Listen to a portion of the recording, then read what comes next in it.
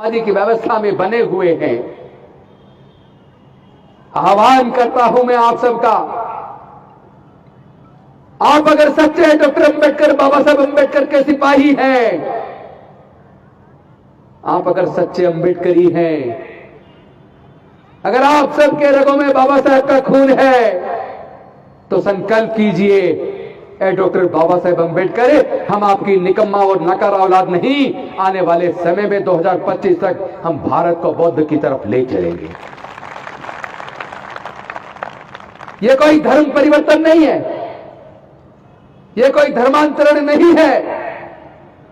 बिल्कुल इसे इस तरीके से लीजिए कि कोई व्यक्ति अगर अपने घर से निकल जाए और रास्ता अपने घर का भूल जाए, उसकी याददाश्त चली जाए, चलते चलते भटकते हुए दूर चला जाए, अचानक उसकी याददाश्त वापस आ जाए, अचानक उसे अपने घर का रास्ता याद आ जाए, तो बताइए वो अपने घर वापस आएगा या नहीं आएगा? आएगा ना? तो क्या तुम सबको याद आ गया ना हमारे पूर्वज बौद्ध थे? तो वापस अपने पूर्वजों के धम्मे में, बुद्ध की शरण में, अपने बुजुर्गों की सांस्कृतिक विरासत में हम लोग वापस आएंगे। और इस समय पर एक और आजादी की लड़ाई लड़ी जा रही थी, जो 200 साल की नहीं 3500 साल की गुलामी से आजादी की लड़ाई थी, जिसको डॉक्टर बाबा साहेब अंबेडकर ने अकेले चंद साथियों के साथ लड़ा। आज हमें इस बात पर चर्चा करनी चाहिए कि डॉक्टर बाबा साहेब अंबेडकर तो अपने हिस्से का काम करके चले गए, उन्होंने हमारे हजारों साल की गुलामी को तोड़ दिया, हमारे पढ़ने लिखने के रास्ते खोलकर रिजर्वेशन देके आगे बढ़ने का रास्ता बना गए।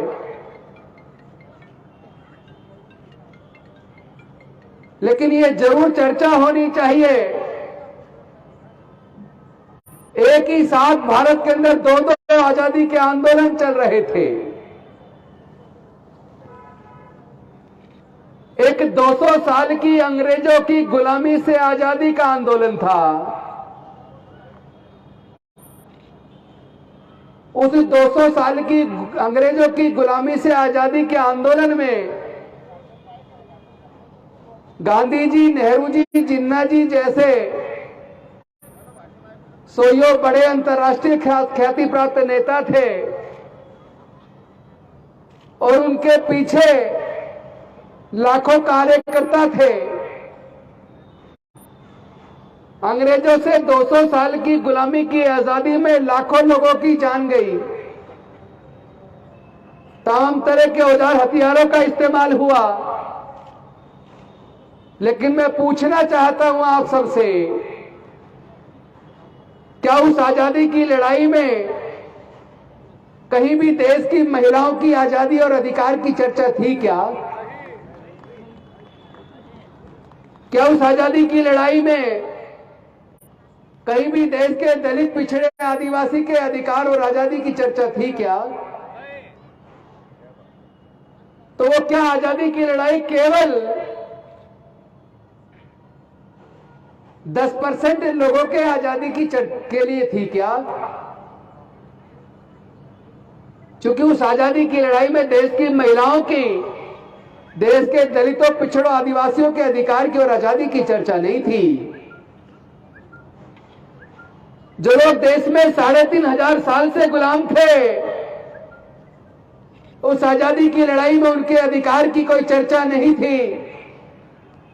लेकिन दूसरी तरफ उसी समय पर एक और आजादी की लड़ाई लड़ी जा रही थी, जो 200 साल की नहीं 3500 साल की गुलामी से आजादी की लड़ाई थी, जिसको डॉक्टर बाबा साहेब अंबेडकर ने अकेले चंद साथियों के साथ लड़ा। और इस लड़ाई की खूबसूरती देखिए, डॉक्टर बाबा साहेब अंबेडकर ने कोई औजार हथियार का इस्तेमाल नहीं किया। उन्होंने इस लड़ाई को अपने बुद्धि और विवेक से, अपनी काबिलियत से, अपने तर्क से लड़ा और हमारे दलितों, पिछड़ों, आदिवासियों और देश की महिलाओं की 3,500 साल की गुलामी की बंदिशों को तोड़ दिया। भारत का संविधान बनाकर हमारे आगे बढ़ने के रास्ते बना गए, लेकिन मनुवादी ताकतें आज बाबा साहब के बनाए संविधान को खत्म करना चाहती हैं। जरा सोच के देखो, अगर बाबा साहेब का बनाया भारत का संविधान खत्म हो गया और फिर से मनुस्मृति का शासन भारत में आ गया, तो देश की महिलाओं की क्या स्थिति होगी? देश के आदिवासियों, दलितों, पिछड़ों की स्थिति क्या होगी? क्या आपके आने वाले बच्चे फिर से गुलाम नहीं बन जाएंगे? इस लड़ाई को हमें लड़ना होगा। ऐसे ही सामाजिक व्यवस्था जो किसी को जन्म से नीच बनाती हो, किसी को जन्म से ऊंचा बनाती हो, जो इंसान इंसान में भेद पैदा करती हो, जो जाति और धर्म के नाम पर उन्माद पैदा करती हो, जो देश में नफरत का वातावरण पैदा करती हो,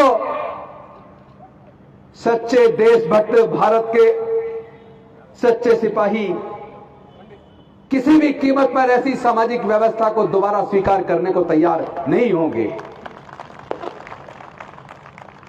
हमारे साथी ने सही कहा था, हम अभी भीमा कोरेगांव को नहीं भूले हैं, तुम भी मत भूलो।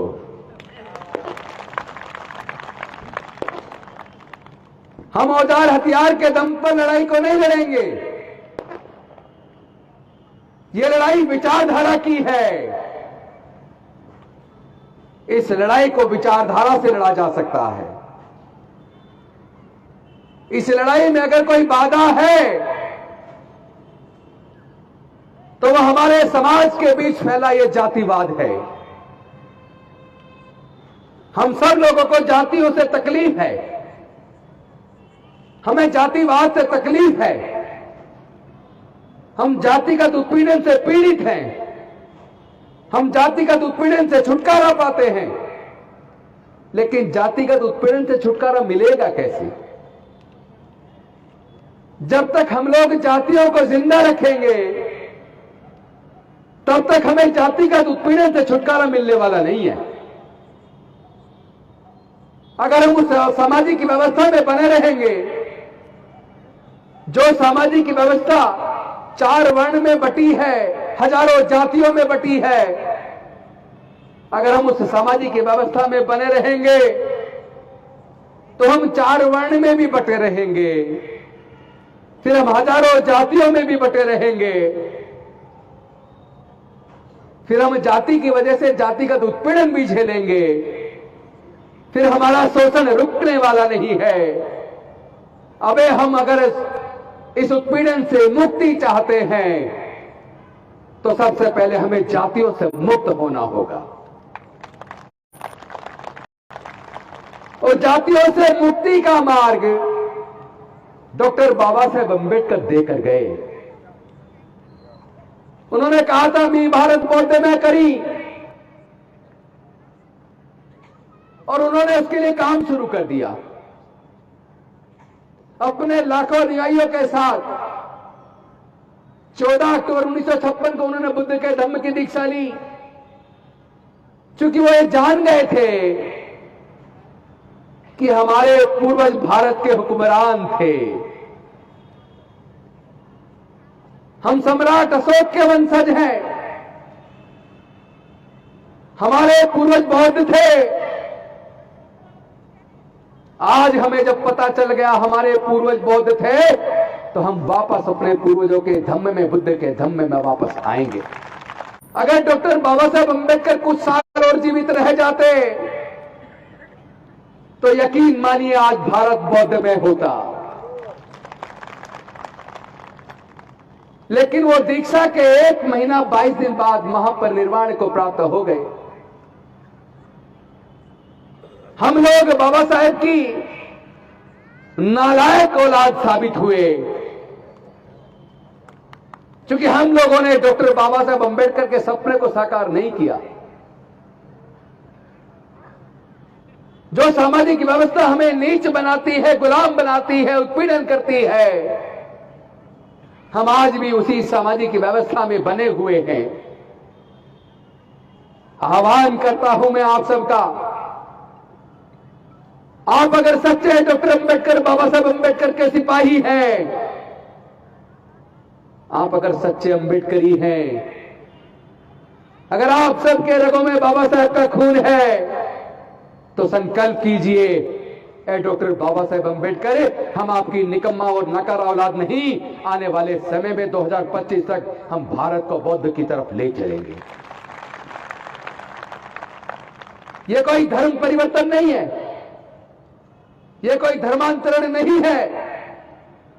बिल्कुल इसे इस तरीके से लीजिए कि कोई व्यक्ति अगर अपने घर से निकल जाए और रास्ता अपने घर का भूल जाए, उसकी याददाश्त चली जाए, चलते चलते जब भटकते हुए दूर चला जाए, अचानक उसकी याददाश्त वापस आ जाए, अचानक उसे अपने घर का रास्ता याद आ जाए, तो बताइए वो अपने घर वापस आएगा या नहीं आएगा? आएगा ना? तो क्या तुम सबको याद आ गया ना हमारे पूर्वज बौद्ध थे? तो वापस अपने पूर्वजों के धम्मे में, बुद्ध की शरण में, अपने बुजुर्गों की सांस्कृतिक विरासत में हम लोग वापस आएंगे।